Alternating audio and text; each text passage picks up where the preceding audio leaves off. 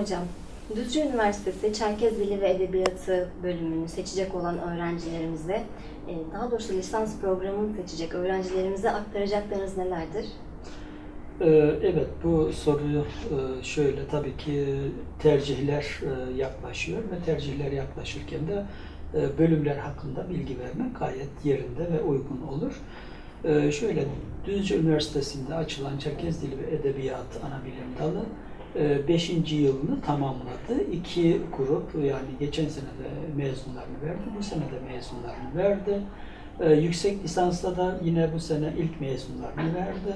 Doktora programını da açtık ve bu ana 3 başlık üzerine detaylı biraz bilgi vermek istiyorum.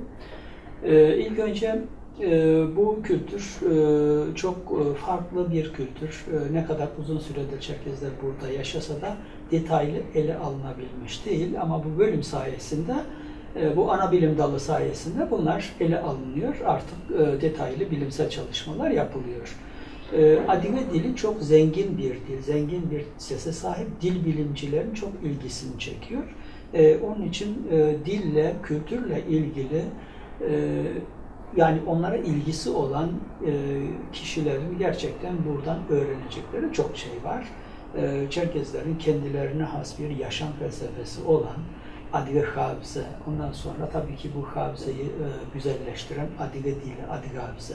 Bunların çok iyi öğrenildiği zaman öğrenen de, öğretenler de, ve ama öğrenenler çok kendilerini donanımlı hissedeceklerini, düşüneceklerini ve bakışlarının çok farklı değişeceğini düşünüyorum.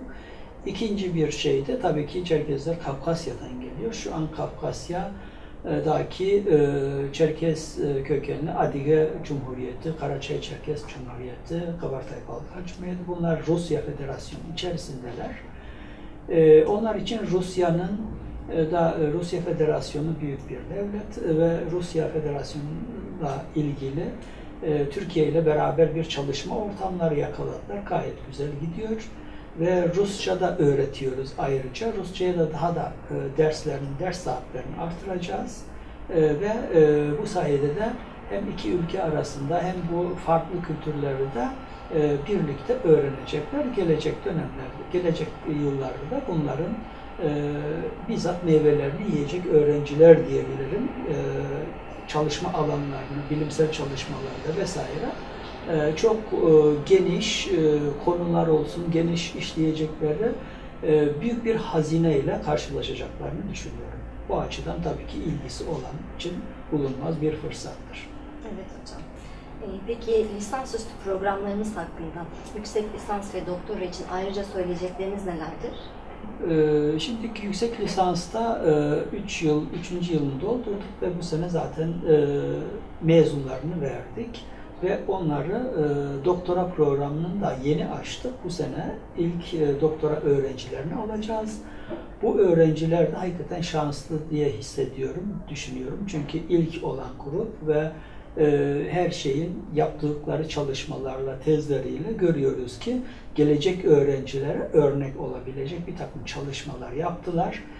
Onun için yani ilk başladığımızda yolumuz kendimiz açarak gittik, ama güzel de bir yol açtık ve öğrencilerimiz de gayretli çalıştılar ve bu çalışmaların sayesinde de gelecek öğrenciler hakikaten daha rahat çalışabilecekler, daha örnek çalışmalar ellerinde olacak ve biraz önce dediğim gibi de yüksek lisansta tabii ki yüksek lisansı yapmak için hakikaten başarılı olmak gerekiyor. Bu bölüm çok sesli bir dil olduğu için, dili çok iyi kavramak için süreklilik ister, üzerine düşmek gerekiyor. Böyle öğrenciler başarılı olur. İster Çerkez kökenli olsun, ister olmasın.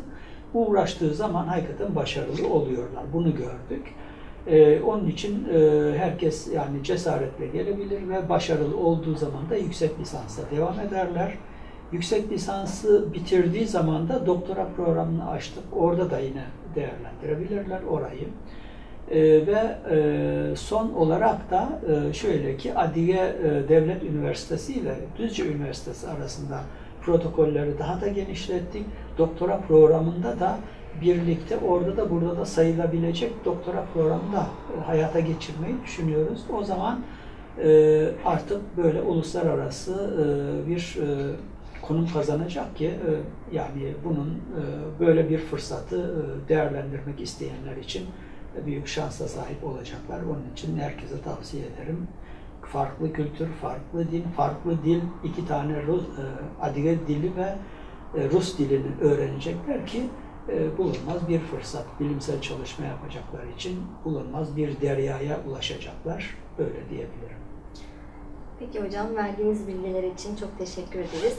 Bölümümüzü Teşekkür seçecek ederim. öğrencilerimize de şimdiden başarılar diliyoruz. Çok sağ olun. Siz de sağ olun. Teşekkürler.